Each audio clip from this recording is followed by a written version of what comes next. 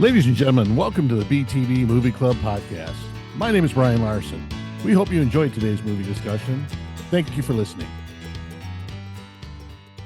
Let's get rocking. Ladies and gentlemen, welcome to movie number 204 of the BTB Movie Club.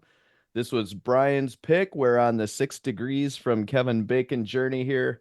His pick is 1994's The Crow. Brian, take it away. Tim, it's been a while. Thanks. Appreciate that. Yeah, this is based on a comic book that came out in 1989. It was printed by Caliber Comics, or Caliber Press, but they were a Wayne, Michigan area comic book company. So the guy who owned a couple of comic book stores decided to start printing comics, and this was in one of the earlier ones that they did, The Crow, and just very dark story. And they decided to turn it into a movie, and J.O. Barr is the writer artist of it. He was very much involved in it, and so very much enjoy this movie. And haven't did anybody had not seen it yet besides Wilden? So all right, we will start with Wilden. Okay. Yeah. Well, as you just alluded to, first time seeing it. And I mean, it was fun. It's a fun revenge story. You could tell it was a comic book inspired type of story, I think. I guess not a ton plot wise. It's just straight revenge for the most part.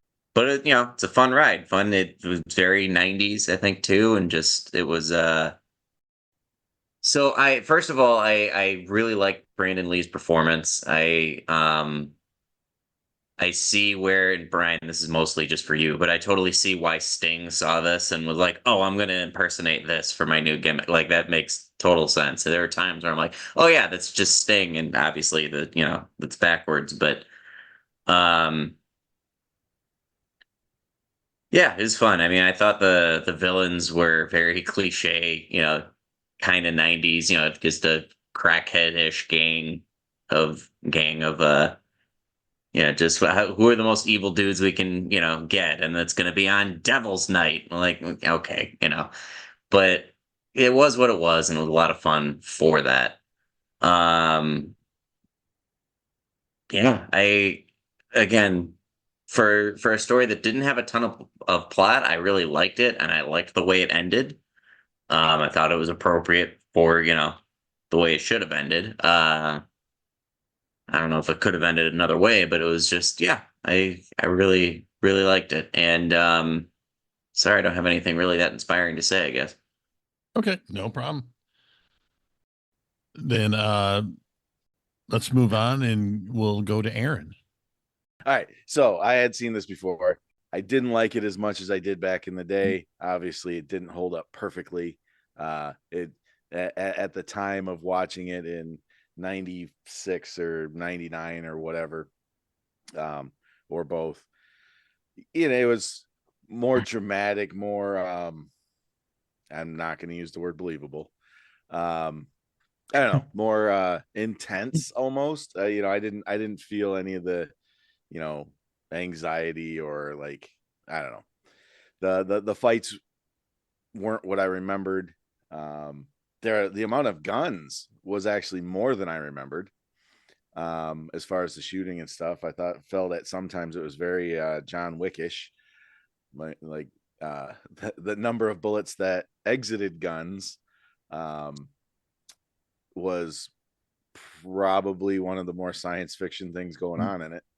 I don't know too much about handguns, so I'm not even gonna speculate, but 40, 50 bullets coming out each handgun, wasn't the most realistic thing. But what am I gonna pick on that for this movie? I thought the special effects in most cases held up really well.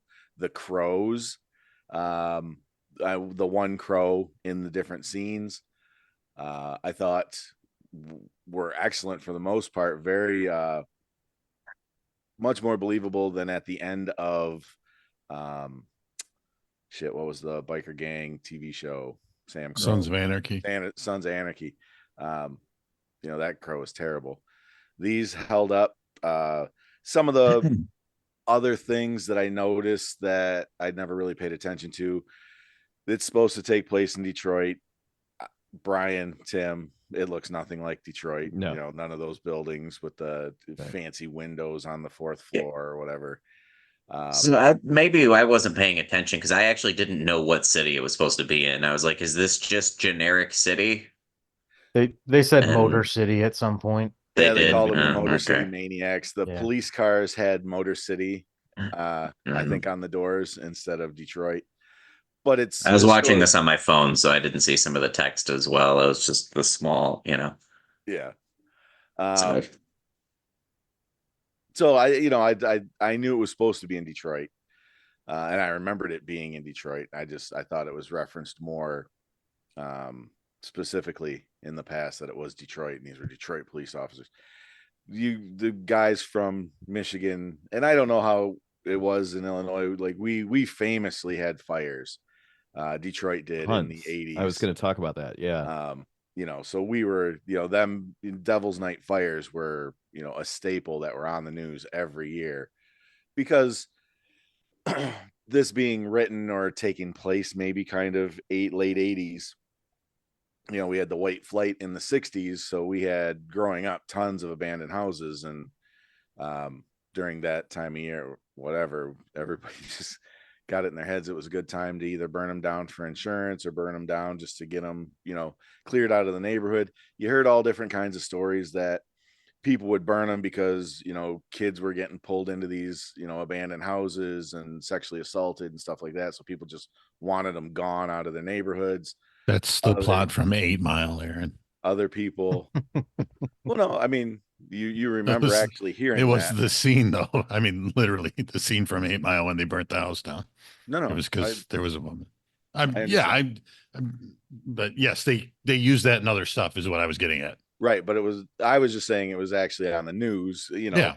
Marshall Mathers lived it, but I watched it here comfortably from 100 miles away, or 60 miles, whatever. Basically Detroit. But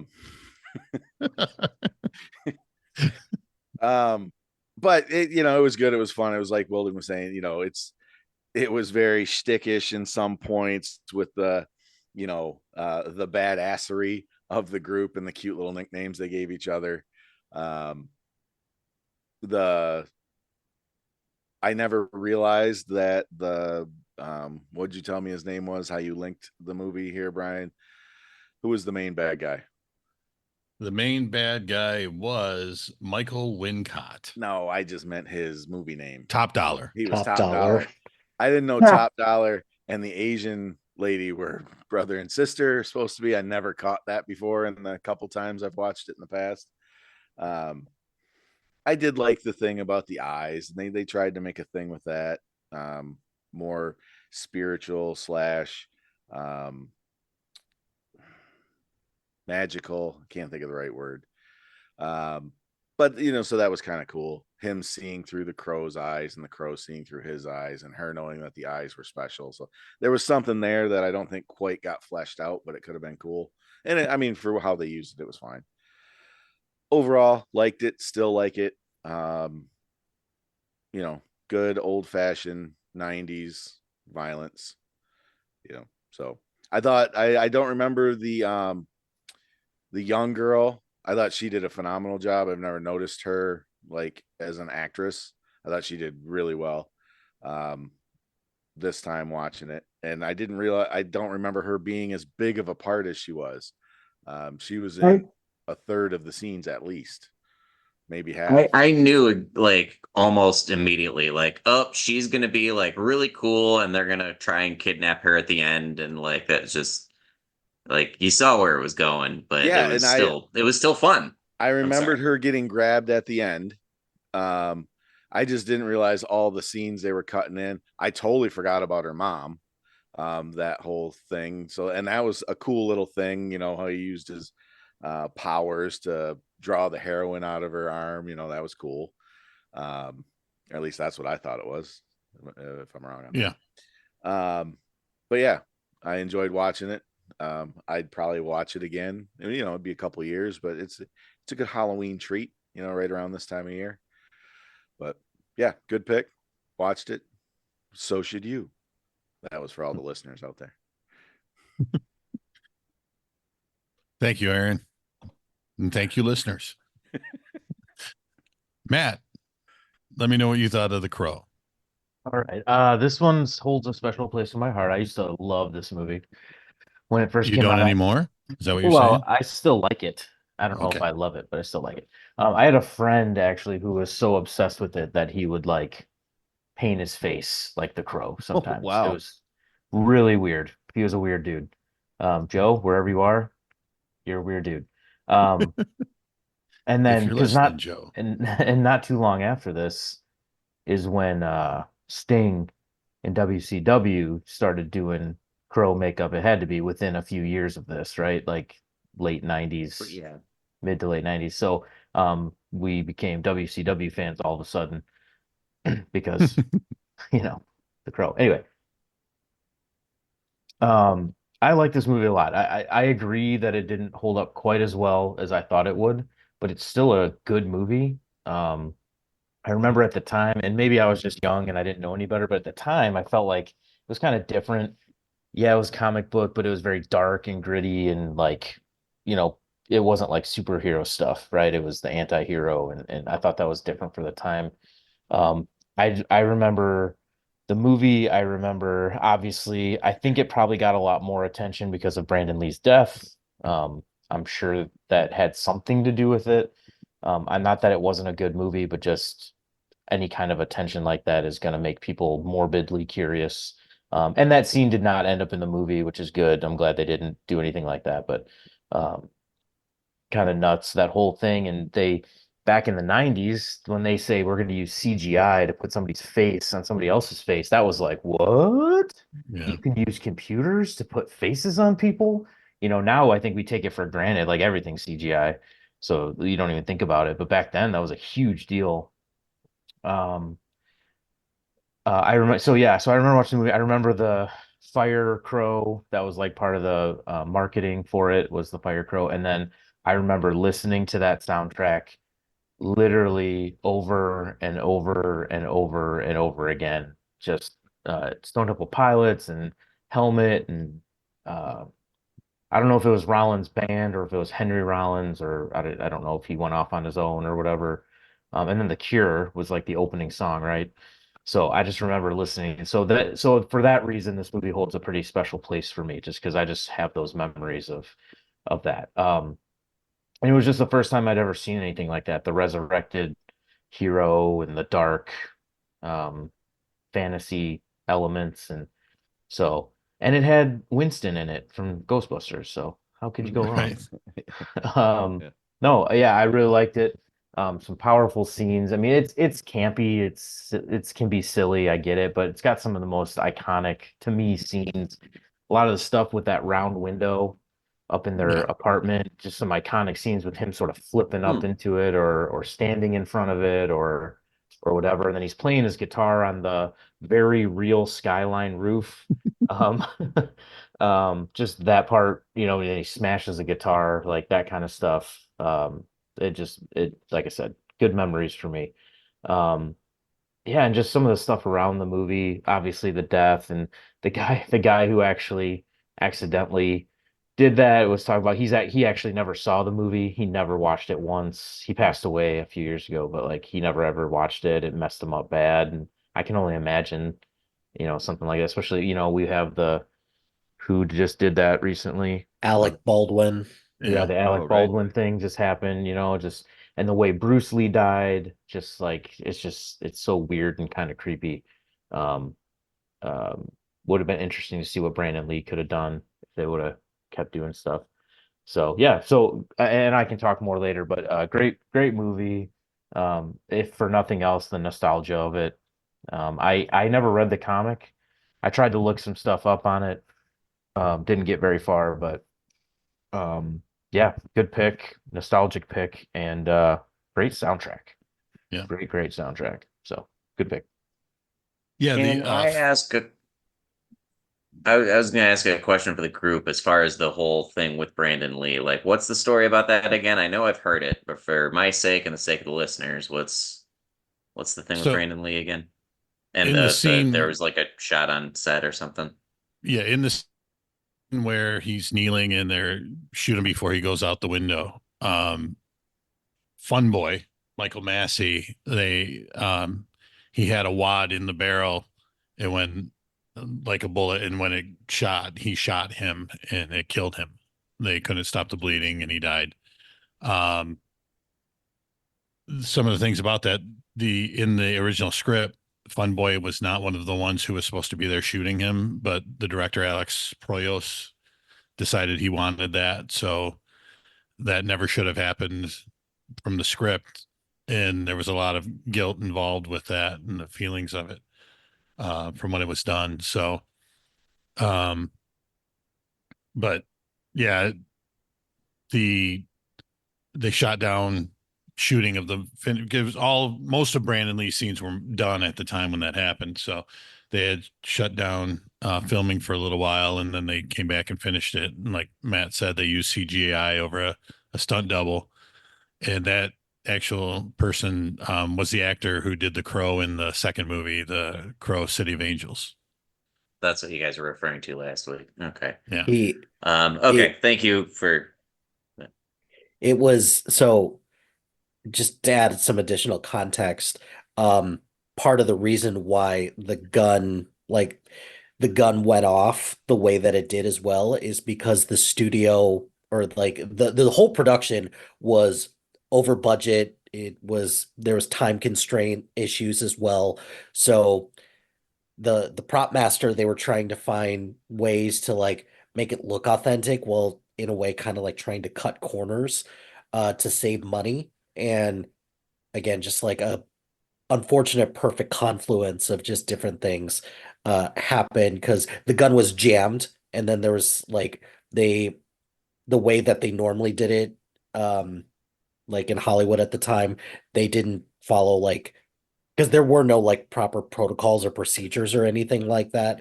And this is like a film that's responsible for like, yeah, like we need to have proper protocols and procedures for things like this. And this also happened 3 days before filming was supposed to wrap as well. So that that's also like another shitty situation about this. Yeah, it really sucks. It's really sad, but um, yeah. Yeah, they shot in North Carolina because there was no union of any sort for the actors. So they were shooting like 20-hour days, and they were trying to get it done as quick as possible. So that was going along with what Hilty was saying about it was just unsafe work conditions that never would have happened if it was done in Hollywood, where there's more union and more oversee involved. So, Yeah. Hilty, Okay. why don't Thank you you. continue? I did a bunch of research on this because I'm fascinated by this character because it is it's interesting because this is not your typical superhero that or not superhero but like comic that you would want to put out there as a movie, but there is a clear audience for something like this who's not looking for like a campy superhero movie or anything like that. So kind of doing some research on this, and I guess I'll just kick it to you, Brian. Have you read a lot of the Crow comics, or has Yeah. anybody for that matter? Yes. So, Yeah, um, I had them when they originally came out in my first comic book collection. They were sitting there, and actually had several conversations at the comic book store with J.O. Barr, because he used to come into uh, Readers Exchange, I believe it was called, in Westland, where the owner of that comic book store is the one who created Caliber Press. mhm. So Yeah, I read up a little bit about J. O'Barr, who did create the comic. He created it due to it's either he had a loved one or he knew somebody who died in a drunk driving accident. It's his His fiance. girlfriend, Well, fiance, yes. Yeah. there you go. So this came about because of that, and then he also got inspiration when he read a story about two people who were killed over an engagement ring. It's like these two people, their lives wasted over a cheap ass ring. Like what a waste. And he got a lot of interest from studios who were interested in making this. Perhaps my favorite thing of trivia that I read up on this is that Paramount originally wanted this to be a musical. Yeah. I don't understand why, but if You you know, know, they wanted to star in the musical Yeah, it's too. 'cause that's Okay. that's Yeah. that's just what I was gonna ask because this feels like a common theme because there's another movie where they want so they originally wanted Michael Jackson to be the Crow. And boy, would that movie have been way different Yes. if this was a musical and if Michael Jackson was the Crow. Um, fun fact, did anyone or has anyone here seen the movie Labyrinth?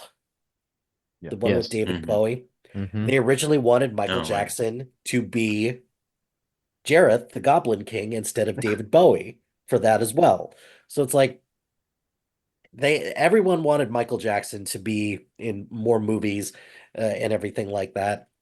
I think that partially goes to show just how popular he was in the 90s.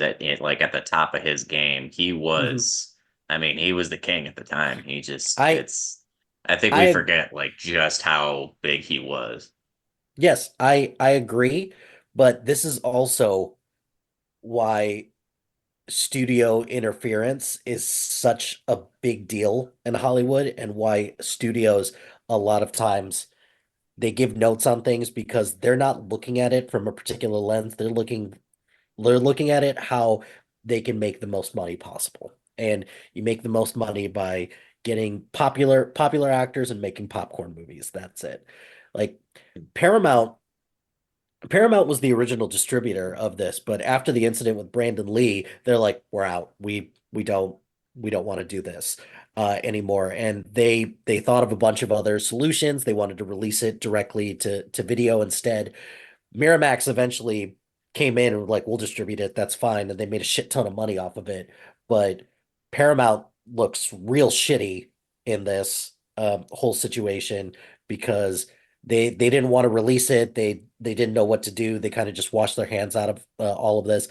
Um, nobody because of what happened and it was a total accident, there were no like criminal charges or anything like that, unlike what's going on with like the situation with Alec Baldwin right now, where his case, his part of the case was dismissed with prejudice because they didn't follow proper protocol. But like the prop master or like the armor or whatever, there's still charges pending against him. And you better believe now, especially nowadays, like that studio, Alec Baldwin, they're gonna get the ever loving shit suit out of them for this, for like gross negligence and everything like Mhm. that.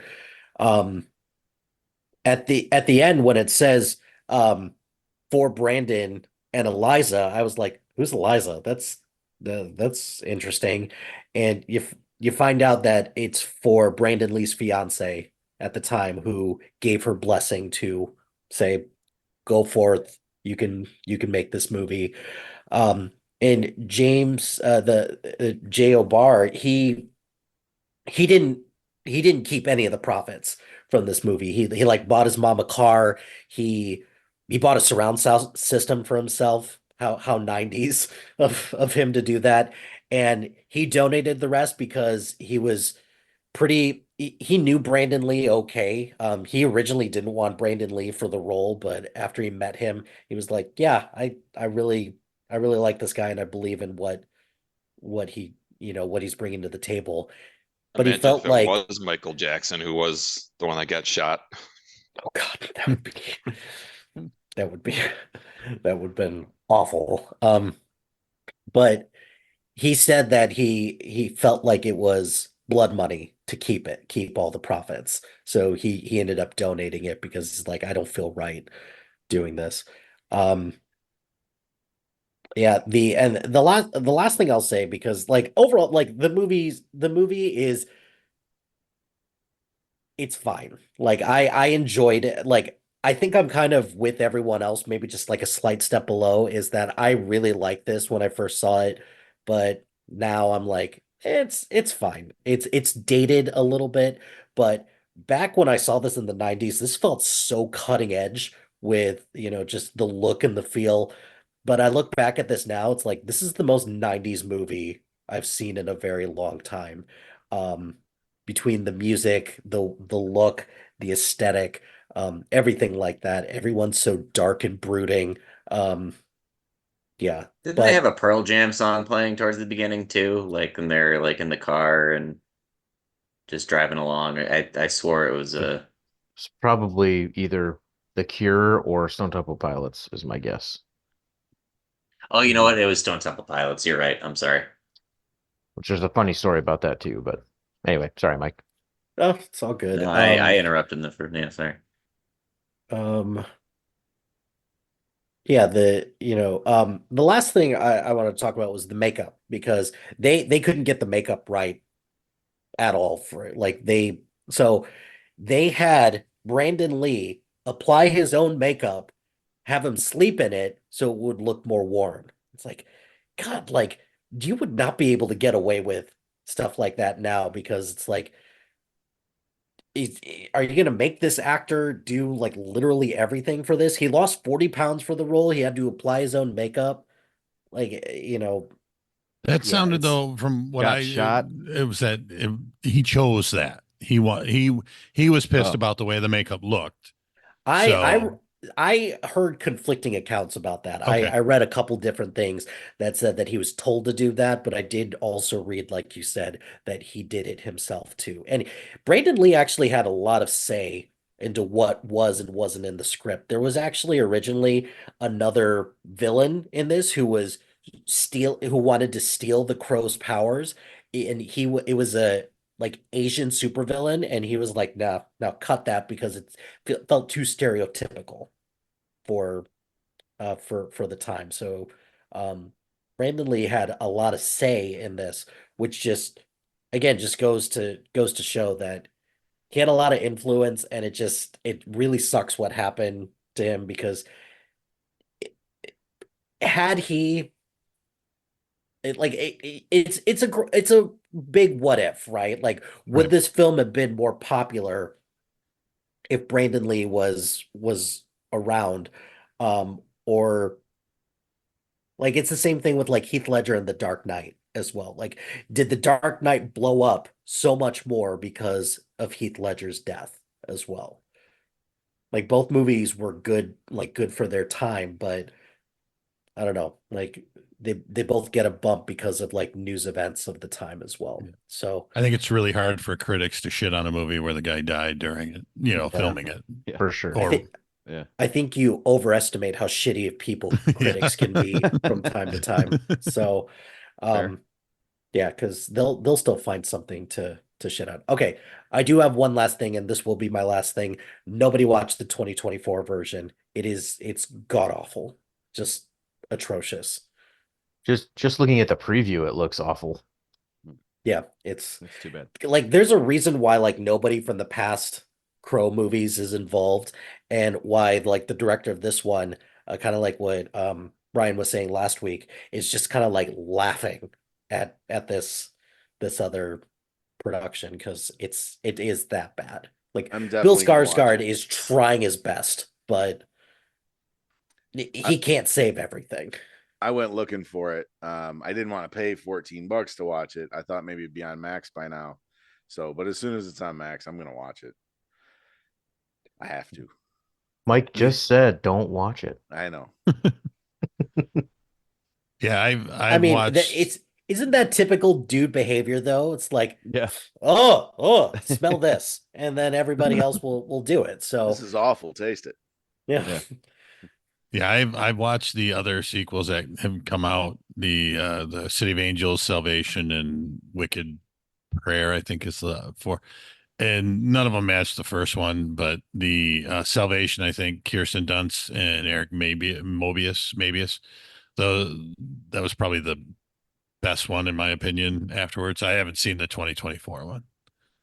So, Tim, talk to me about your thoughts on The Crow. Yeah, my memory is that you and I and Aaron watched this together when we were living together. I remember you being really excited about it because you'd already known the story. I'm glad to hear your background information that it was sort of made in Detroit. It sort of comes out of that area because I don't know. We're kind of defensive about Detroit being the laughing stock of the world at times, right? So when it's like Devil's Night in Detroit looks like Gotham City. This is like a Gothamized version of Detroit. Like Aaron was saying earlier, that doesn't look like Detroit. It's kind of like that. Um, I was wondering why they picked Detroit for it, but now it makes a lot more sense that you give us that background stuff. And I remember loving it when we saw it, and I watched it this time around, and I think I'm just going to echo what a couple of people have already said here. I don't know that I loved it as much, or I don't know that it held up as well. Um, the one thing that like I have a hard time with is the villains.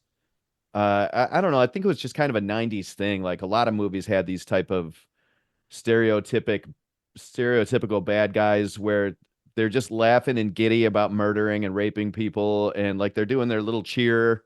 I don't remember what the cheer was, but they're just kind of cartoonish for something so dark and sinister. And it's not just this movie. There was a bunch of movies with characters like this, and it when I look back on stuff that was done then, and I see that kind of character, maybe it's just my own thing, but that always irks me. But other than that, though, I really like the main components of the story. I like the actual crow. I like the eyes.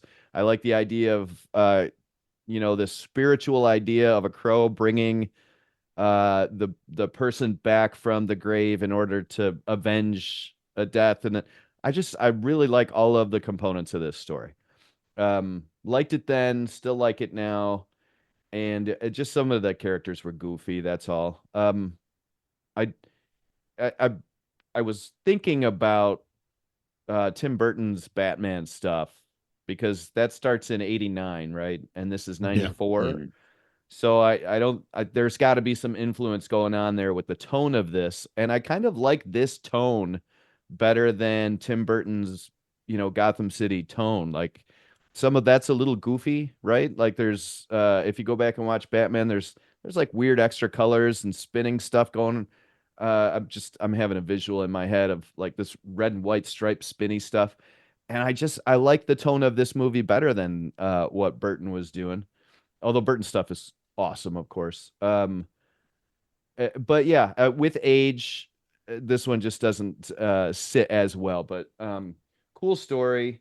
I was going to bring up Devil's Night too, Aaron. Was that just a Detroit thing, or I know it was worse in Detroit than anywhere else, but I'm not sure because I mean we lived there, so I just assumed it was everywhere.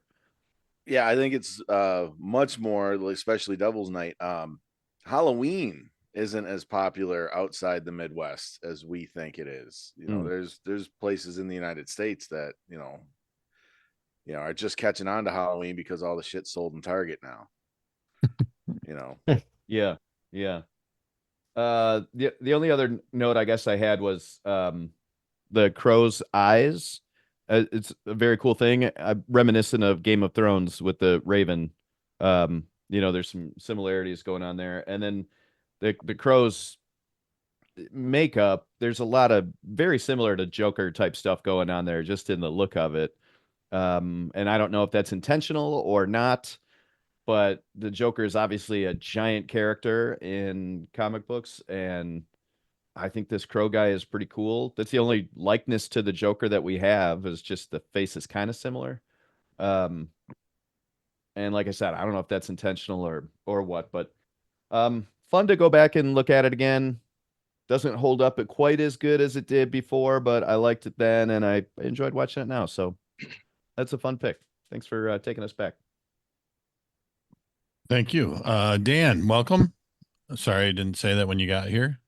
Thank you. No, that's all right. I was kind of running in and out. I had to grab something to eat. I'm starving. Was it a hockey night? Yeah, subbed Okay, tonight. good. So, what are your thoughts on The Crow? So, not a whole lot more to add. Listen, what you guys had to say about the crow, which was actually a raven, by the way, in the movie. True. Yeah, He started quoting the Raven from Edgar Allan Poe, and I was like, "Is he gonna say quote the Raven?" Because that's not Edgar Allan Poe's the Raven. That is his lesser known shittier work called The Crow. You mean Eric Draven was quoting the Raven? Yeah, that's I chuckled a lot at that part because I completely forgot. It's like, why are you quoting the Raven? But yeah. I guess, Blackbird, they're almost interchangeable. That's fine. Yep. But yeah, hearing some of your guys, some of the things you're saying, I totally agree. I really liked it back in the day, but it doesn't quite hold up as well today. But I still enjoyed watching it. Once I haven't seen it in, geez, I don't know, 25 years. But still enjoyed it. I like the way they do the flashback scene. Opening scene is the murder, and then throughout the movie they flash back to what actually happened. In the apartment that night. I like the way they did that. There's it's almost like a music video, like a violent music video, from back in the day. A lot of action, a lot of imagery. Um, let's see, what else did I write down? It and a lot of the scenes, I know CGI, they were doing a lot of the buildings and stuff like that. It almost looked like part of the movie was animated, and then another part of it was the actual live characters. So it really had the feel of an animated movie because it was so dark. It was night the whole time, and Yeah. I know it And wasn't raining. completely, yeah, and raining. I know it wasn't completely all in black and white, but a lot of the scenes were like that. Except the flashback scenes had a little bit of color in them. Where Dan just brought that up, I had hints of Sin City, the black and white, Yeah, and sure. and I don't know if a little inspiration, maybe this started taking. Frank Miller wrote it, but I don't know who directed it. Right? Rich Rodriguez, I believe, is not Rob, Rich. No, Rob, that's Robert Rodriguez, and then Yeah. Tarantino Not directed Rich. the middle segment. But I definitely had some feelings of that while I was watching this. I was like, "Ooh, this guy got like a Sin City thing going." But just one little thing that they said, Lake Erie caught on fire. That actually didn't happen. It was actually the Cuyahoga River that caught on fire in Cleveland. Which I don't know, that's crazy. That the guy in the pawn shop. Okay, when somebody's trashing your place and throwing gasoline everywhere, you don't start ripping on the guy and slamming him. It's like he kept like egging the guy on. It's like, just shut up. He was begging for him to burn his place down. The only character that was a little strange to me is the cop. I'm not sure if in the because I didn't read the comic book, so maybe they explained him a little better. They said that he used to be a detective, but now he was just a beat cop. I wasn't sure where they were going with his character. Maybe Brian, who read the comic, can enlighten me a little bit. I'm not sure how much the comic matches up with the movie. I don't remember exactly the character development on Albrecht. Yes, they didn't get and tell you what got him busted down. It seemed like an insubordination kind of thing is how I took it, because he couldn't watch his mouth, and that's why he was still in on the beat. It was just weird though, like the detective who was in charge of the case, he's not gonna bust the guy down. He's like, you're suspended. You can't do that. You're not Right. the commissioner. You're not, Right. it's you can say something about it, but so they took some liberties there police wise. But no, I don't remember what happened with him that got him to the point where he was still a patrolman.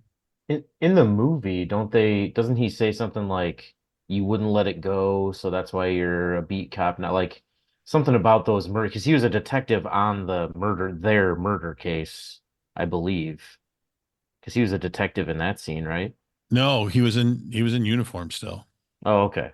I thought it was something like I thought they said something like you wouldn't let it go, and that's why you're a beat cop now or something. I I thought I thought it was like he kept looking into it though he wasn't the detective on the case. yeah, that That makes Yeah. yeah. that And was the and they point about. hinted that's what happened before. That's why you got busted Yeah. down. Yeah. Okay. Yeah. Um, and the guy that hit who did he hit with the car? Was that Shank? Skank. Dang, Skank? yeah. I'm not Skank. Skank over Yeah. there. Skank gets hit with the car, and the guy jumps out of his car and starts bitching at him. It's like you're the one that hit him, and what are you damaging my car, you asshole? That's It's the beginning of Gen Z right there. Yep. And I was wondering, I had a question for the group. Was there a significance to the white cat? Why would there be a white cat when everything else in the movie is dark? Why it seems that it would be a black cat because black cats are, supposed to be uh, supernatural and all that kind of stuff. So I was wondering why it was a white cat. I My do only not guess have would an be so it would explanation. stand out in the scene. Yeah, that's what I was gonna say, just so it stands out. It's pure, right? Their love was pure and the cat's left over. And Mhm. so it's not supposed to be an evil remnant, it's supposed to be a pure remnant. That's the best I Okay. got for you. Yeah. All right. That was her crow. He gets a crow, she got a cat. Okay. There's a pussy joke in there somewhere. I see. I didn't say it, but there is one in there. You said it. You You said it. did. Yeah, it is. You absolutely did. So, And the cat probably would be after a year. I mean, of hanging out in the dirty apartment, he probably would be mostly black and not looking too good. But yeah, that's all I got. I enjoyed watching it again. Not as much as I did back in the day when I saw it. I don't remember if I saw this in the theater. I might have, but but it's a good Halloween, good pick for the season. Yeah, all right. true. Well, thanks, Dan. So a couple other things. The director actually wanted to shoot the movie. So the comic book is a black and white comic book, completely. He wanted to shoot it in black and white, and then just do all the scenes with Eric and Shelley as color.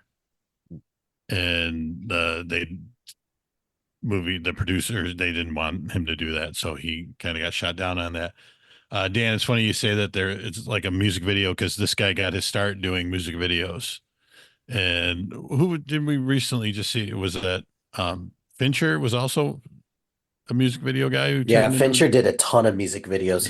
Yeah. He did after like in the late 90s, early 2000s after Alien 3 flopped at the box office. So still did it for a while after that. Gotcha. Yeah, on the whiteboard in the background, Aaron, the quote is abashed the devil stood and felt how awful goodness is.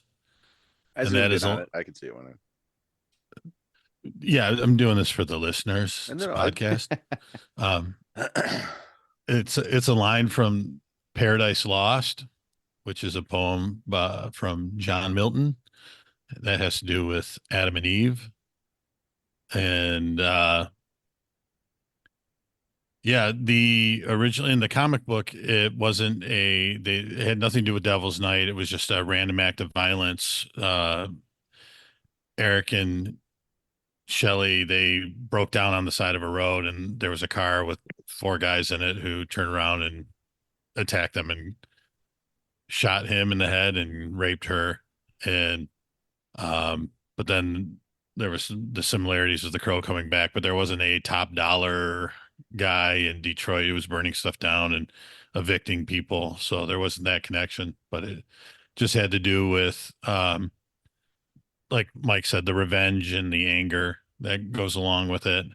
J.O. Bar, I not taking anything away from J.O. Bar is what he went through, but uh, so he was 16 when he met this girl, and they got engaged while in high school, and she got hit when he was 19. So it was kind of like a 3-year thing, but obviously it affected him. He went to the Marines, and when his father died, he got a dismissal from the Marines and was coming back to Detroit. And he said in an interview, the only thing he was thinking of was finding the guy who was drunk and hit his fiance and killing him. Mm. And when he got home, he was disappointed to find out the guy had already died. So That's pretty heavy. Yeah. Now, I'm sure you did this on purpose, Brian, because you do so much research and you want to be on top of the game for these. We're connecting all these movies to where we started with Kevin Bacon and Animal House. The scene in Animal House where Donald Sutherland's the teacher and they're in there and he's talking about a book that is Milton's Paradise Lost. Paradise Lost, of course. Yeah. But I was going to make that my connection, but I knew. we I didn't just, have you got away from it, and I didn't want you to. So, not but be thanks able for to, 'cause I bringing it knew back. that you Thanks for were- running. Yeah, absolutely. That's where I was going. Completely. So yeah, that's really all I have on it. It was one of those movies I remember watching over and over again. I had it on VHS and got it on DVD. Did not realize until now that it's actually out in 4K, and there's no really reason to go buy it in 4K except to have it. So I will. And That's like Aaron going and watching the 2024 version. It's just you got to do it. I wanted I the same way. It was like I was going to go see it at the theater, and I just can't do it now because as soon as everybody shit on it when it came out. So I will when it's streaming for free somewhere, which I'm sure it will soon enough. Soon. Gotta be soon. My They'll be plan is paying you to see it, actually. yeah. So And did anybody see that Rob Zombie wanted to reboot this? yeah. Like in the late 90s, he wanted to do Crow, what was it, Crow 2037 or something in the future. I thought that might be interesting, a Rob Zombie version of this. Let him do it now. Yeah, still have them do it. Yeah, I Please, guess for with the love of flop God. this recent one, it probably won't need at least 10 years. We can't get away without discussing Hangman's Joke and It Can't Rain All the Time, right? Or it can't. What was the name of the song? It can't rain all the time. Was the Can't quote. rain all the time. But that's a song from his band, Hangman's Mhm. Joke. Okay. That, like, there the little research I did, like Brandon Lee, like learned to play the guitar, and I can't find the song anywhere. All I can ever find is like 45 seconds of it. But like the band actually recorded a piece of that song, for the Matt, was it on the actual soundtrack or a clip of it or anything? Do you remember? There's something. I don't think it's by Hangman. I mean, it was a fake band, right? It wasn't, Right. or with, Mhm. so I'd have to look it up. But apparently it's him playing the guitar, I think singing too. And, studio artists, studio artists. Is that the right term, Tim? Studio musician is Studio probably what you'd call. musicians. It Can Rain All the Time is on the Crow soundtrack. By Oh. Jane Siberry. Oh, Siberry. And it was Rollins' band did Ghost Rider. Yes. for that song. So 9 Inch Nails. Actually, I forgot Violent Femmes was on there too. yeah. 9 Inch Nails was the song I used for my mix CD soundtrack for another podcast. that I happen to be on. And so Son of a Pilots gave Big Empty, which got very popular when the Crow came out. That wasn't their original song. They were gonna do a song called now I can't remember the name, but something about dead or dying, and they said it would be in poor taste since Brandon Lee Been died. bloated? No. That would have been cool, but no, that would have been even worse. That was a great song, but no, it was a different cover or something about dying, and they said they just couldn't put it on there in good taste. So, Well, thank you, everyone. Appreciate your comments on the movie, and I'm glad everyone did seem to enjoy it, and even Hilty a little less. But Hilty, is your microphone always that aggressive? Is it always in the? I don't think I've ever noticed it before, but it's like. No, to answer your question, it is not. Taking up like half the screen on the left side. It's girthier than usual tonight for some strange reason. We almost got through the boy. episode without the word girthier coming out. Yeah. Almost made it. Right. Right. Yeah, okay. As usual, I like to give guys a lot of lead time to figure out what kind of movie they're looking for and check in and remind them it's their pick. You know, I'm always on the ball on this. So I'll just ask this question. Matt Smith, are you aware that it's your pick today? Yes. Luckily, Okay, good. Luckily for you, Tim, I am It's aware. a system that works flawlessly. Well, because I asked last week to make sure, and I started figuring it out last week because I knew I had to make a connection. So I was prepared, Tim. There you go. Okay. Are we ready for the pick? Okay, so the guy who played T-Bird in this, Glorious mountain play. and now I can't remember his name because I don't have it in front of me, of course. I got it. That It's was- David Patrick Kelly. Thank you, David Patrick Kelly. He was in John Wick 2 with lots of people, but one of those people is Lawrence Fishburne. And Lawrence Fishburne is in the movie we're going to watch, which is Searching for Bobby Fischer. We're going to watch Searching for Bobby Fischer. Has anyone seen Searching for Bobby Fischer besides Mike Hilty? I think I have. So it's a 90s movie. Ben Kingsley, Lawrence Fishburne, a couple others. So I'm looking forward to seeing it and talking about it. So that's the connection.